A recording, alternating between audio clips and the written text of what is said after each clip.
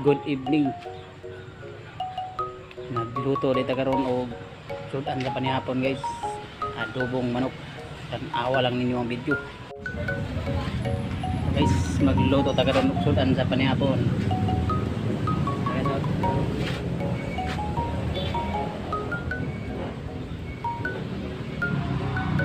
Adobo. Adobong manok. Guys, ang pusing.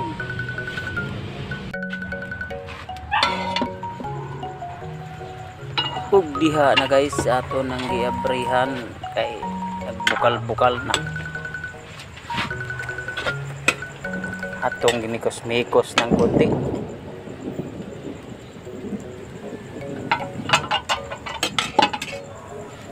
Ug ato po na nang gitakloban kay para nga maluto ra dali.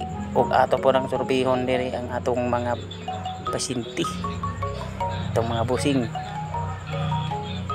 Okay, sa sulod tanaw na itong mauda din akong mama guys. Karon na palit pagkuhan naglingkod. Sudan ha?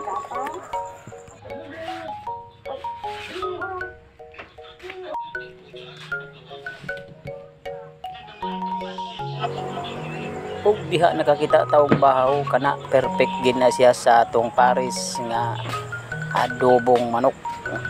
Ug ato nang balikon dito tan-aw kay hapit nitigo siguro na maluto kay taud-taud na nagitak-ang.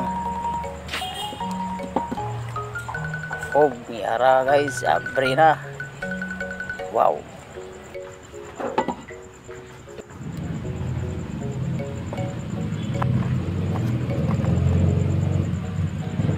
Og nara guys ang final. Kunti na lang ang kulang para maluto. After 15 seconds, stay 15 minutes. Ato na nanggi abrihan guys kay luto na. Og diri nagandam na ta sa atong panihapon. Matik na yan.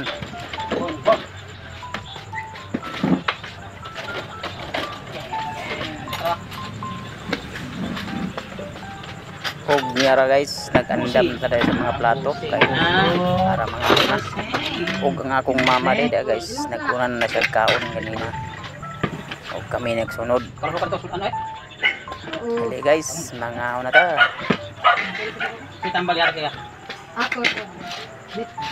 Shout out day sa akong mga igagaw diya sa Bohol.